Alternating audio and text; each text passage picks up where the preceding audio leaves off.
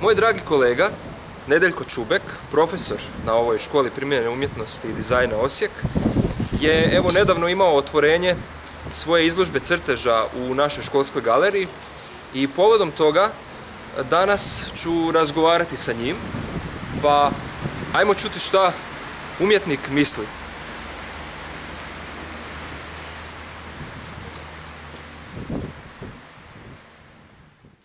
Znam da nekako nije u karakteru umjetnika, autora, da previše priča o svojim radovima, jer uvijek smatra da je sve već rekao sa djelom, jel?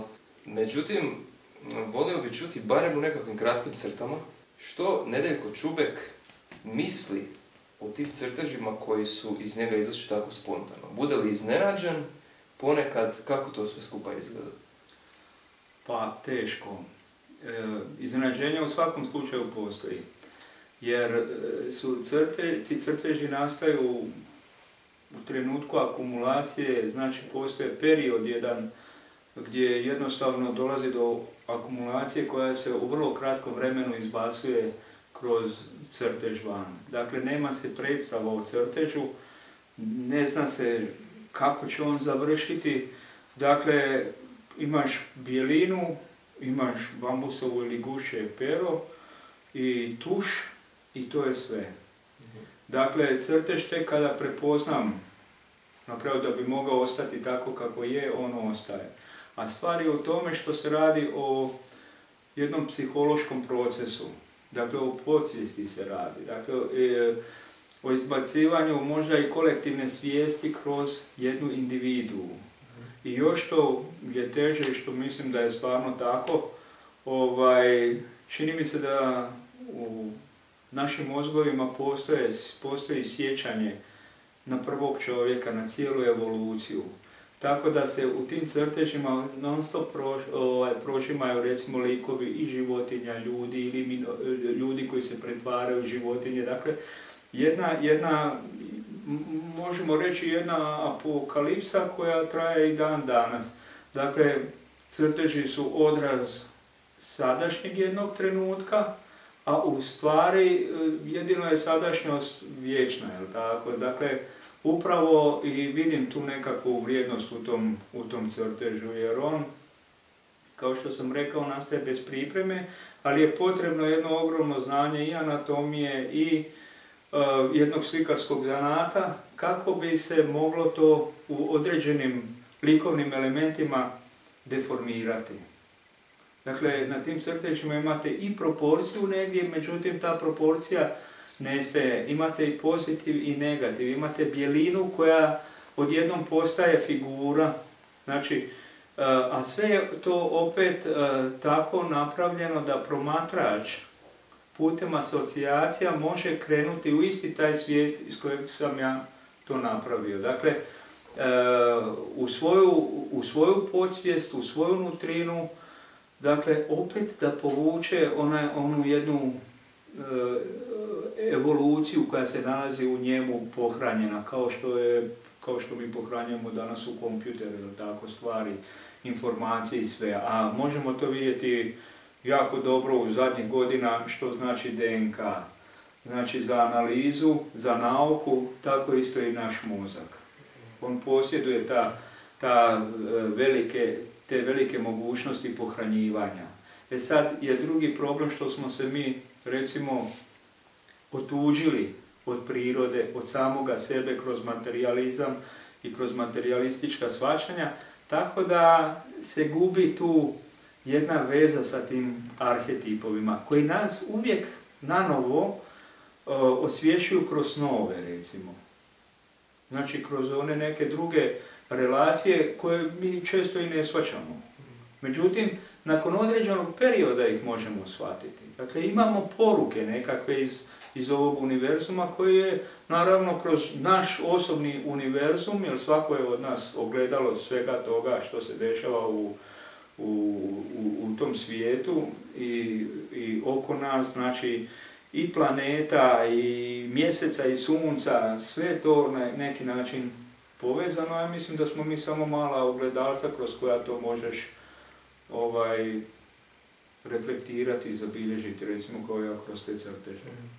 Znači, u principu događa se nekoliko puta nastanak istoga rada. Prvi put se događa u trenutku dok autor ga stvara, drugi put se događa opet iznova kada promatrač to doživljava. Tako je.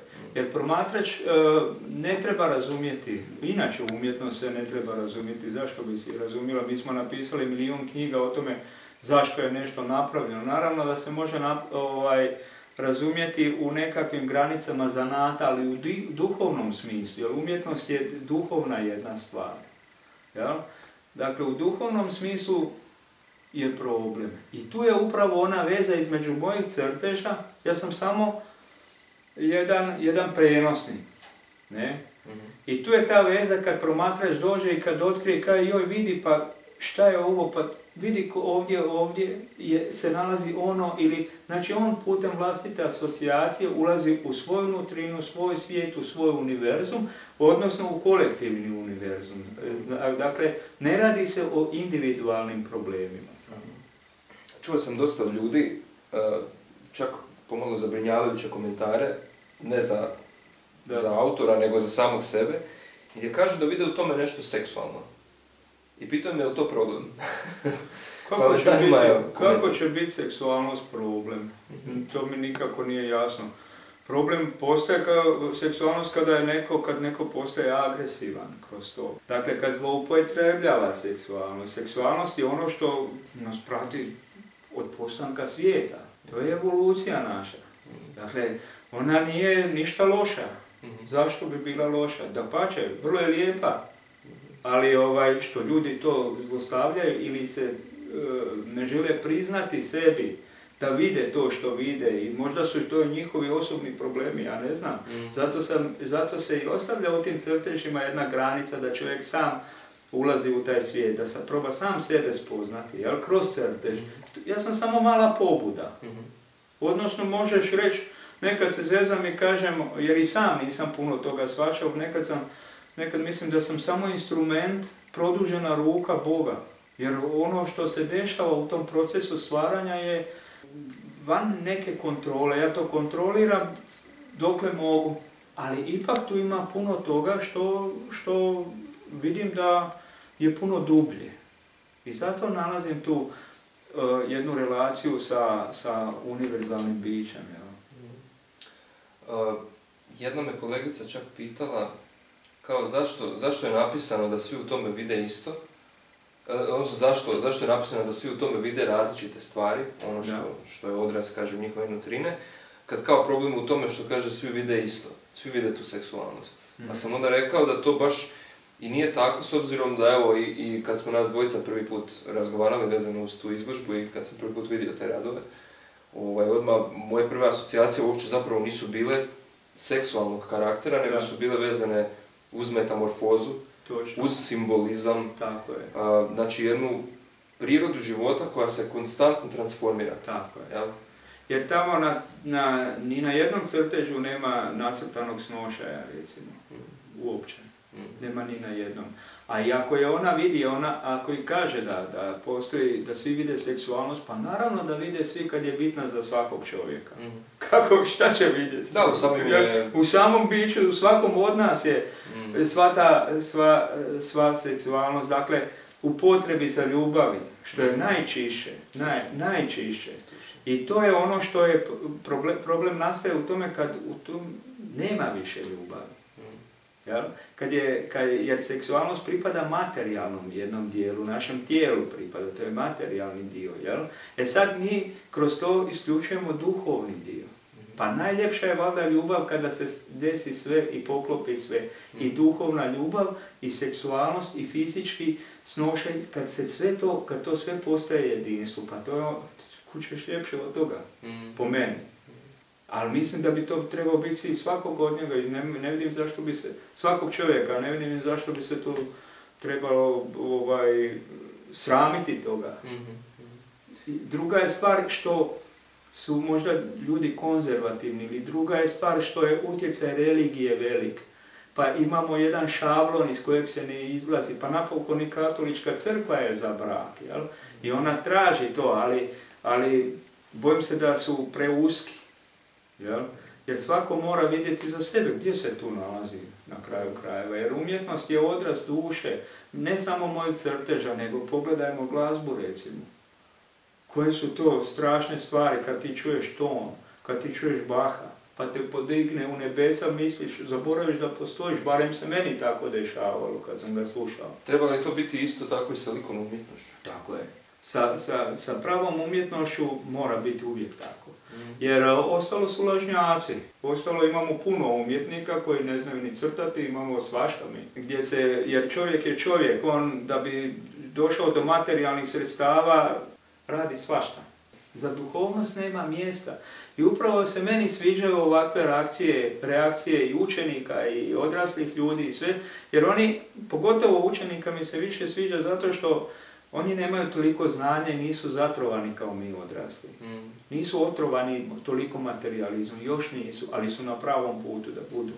Jer je sustav tako smišljen da mi uvijek i na televiziji, pa i u crkvi i svugdje slušamo samo o dobitku, jednom materijalnom dobitku, kako da ostvarimo, jer na kraju krajeva mora svaki od nas platiti struju, vodu, sve ono što nas čeka na kraju mjeseca.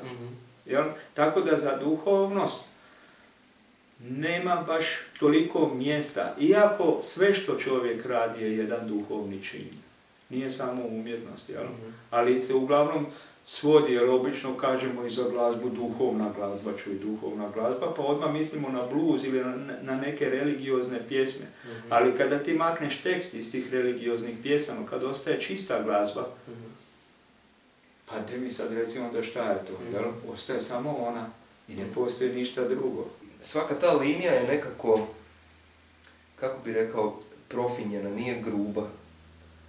I u svemu tome sam imao nekakav dojam da kao da me povezalo sa nekom vrstom istočnjačke umjetnosti, nekakvim japanskim grafikama i takvim stvarima, gdje linija postaje neka vrsta note poput glazbe. Ja? A jer ima, naravno nije to toliko reduciran crtež kao što je kod Japanaca. Oni imaju sasvim drugi pristup umjetnosti. Mi Evropljani imamo sasvim drugi pristup. Jel? Kod njih je crta jedna filozofija i ne postoji ništa drugo iza nje. Jel? Nema toliko opisivanja kao što ima. Jer ja ne mogu, ja sam rođen ovdje, znači učio sam ipak neke stvari kakve se uče u Europi. Jel? Ali je ta crta kod mene reducirana, u stvari na crtu se došlo jer mi je ona najbrži i najosnovniji izraz, mogućnost izražavanja, tu nema opisivanja, postoji ta crta koja je tanka, karakter je te crte, sad tanak, debeo i što gušće pero, recimo ili bambusova trska, još ljepše pružaju jer nisu toliko hladni kao metalno pero, oni dolaze iz prirode, znači, a ja sam sam priroda, još uvijek, nisam toliko baš zatrovan. Onda je tu jedno jedinstvo između ta dva elementa, jel? Mene i pera i bambusove trske i te bjeline papira za koje se često pitam šteta ga je uništiti tu bjelinu, jer to je jedan univerzum, jedna čistoća koju ja ovdje pokušavam iskoristiti maksimalno da ju ne uprljam, nego da i ona bude tu simbol, jer onaj dio na crtežu koji nije opterećen crtom, znači ta bjelina, ona ima svoju svrhu.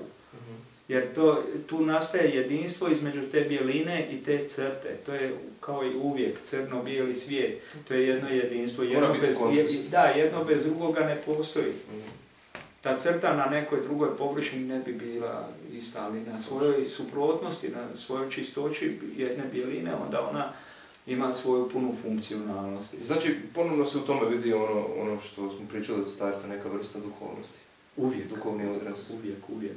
Jer ono što i pokušavam djecu učiti, djeca često misle da je crtež samo trag olovke, trag ugljena, znači ona crta koja ostaje iza toga. Međutim, crtež je i ta bjelina, znači što se dešava u te dvije dimenzije. Ta praznina je jednako funkcionalna kao i sama crta koja se povlači na papiru. Zato što se djeluje u tom kontekstu. Ona zadaje određena pravila. Tako je. Otkud ta potreba da se toliko istraži ta ideja? Pa vjerovatno je velika potreba u tome što se ja mijenjam svaki dan i svaki tren. I puno imam pitanja na koja nemam odgovora, niti mi ih ko može dati. Ja sam tražio i kod ljudi, da tako kažem, pod navodnicima, duhovnika, kod teologa. Tražio sam svugdje, međutim vidim da odgovora nema. To su uvijek ta vječna pitanja, tko sam, odakle sam, zašto ja uopće to radim, jel? Jer ja vidim da u mom biću postoji nekoliko čubeka, da ih tako nazovem, koji reagiraju uvijek na neke stvari drugačije. Dakle, nekako se negiram osobu kao jednu osobu u sebi, nego sam otkrio da ih ima puno, puno više. I ja bih htio upoznati sve. Pitanje je koji će se danas probuditi. I kako će se probuditi. Dakle, imamo tu puno pitanja na koja mislim da nemamo odgovora. I Freud je to tražio, i Jung je to tražio, međutim nisu ništa našli. Baš zanimljivo, zato što na otvorenju izložbe bio je i suprug od naše ravnateljice, pa me došao pitati što bi Freud rekao da se nalazi na otvorenju izložbe. Pa sam je rekao, pa Freud bi vjerovatno zatvorio čubeka u svoj ured i samo bi ga hranio i proučavao ostatak svoga života. Da. Freud bi možda to napravio, a inkvizicija bi me spalila najvjerovatnije. Ali zanimljiva mi je još jedna ta stvar. Znači, ako umjetnost služi u ovom smislu, služi za davanje nekakvih odgovora ili barem postavljanje pitanja, ako ništa drugo. Bolje postavljanje pitanja, da. Onda to znači da u cijeloj toj vrsti umjetnosti, ne u svakoj vjerovatno, a možda i je u svakoj, postoji jedna određena meditativna svrha, meditativna namjena. Ja osobno imam to iskustvo, da mi crtež ili bilo koji takav oblik kreativnosti služi kao neka vrsta meditacije. Pa je, i jeste tako. Jer recimo, barem sam tako naučio, ja kad crtam ili slikam, ne slušam glazbu, ne slušam praktično ništa, ne pijem ništa, alkohol se ne troši. Dakle, ja pokušavam biti čist. Što kaže Buda, čist kao svjetiljka u podnevu, prema samom sebi, jer jedino tako možeš biti čist i prema drugima, znači i prema vlastitom crtežu. A mislim da je to istina zato što čim slušaš glazbu i stvaraš, crtaš, da više nisi sam. Jer kompozitor putem glazbe djeluje na tvoju dušu, dakle tu nema mjesta više za tebe. Ti će se u jednom momentu početi drmati.